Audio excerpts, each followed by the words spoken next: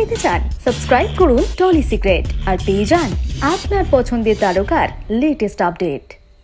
বাংলাদেশের পর এবার এদেশে 5ই জুলাই মুক্তি পেল সাকিব মিমির তুফান।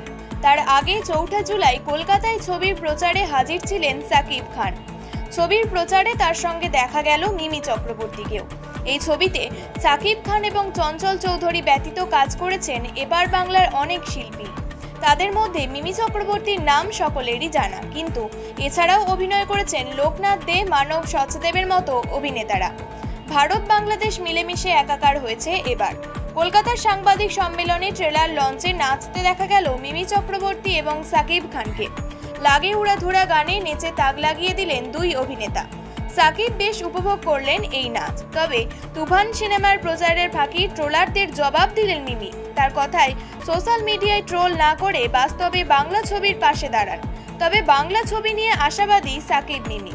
তাদের আশা একদিন এই বাংলা ছবিও 1000 কোটি টাকার ব্যবসা করবে।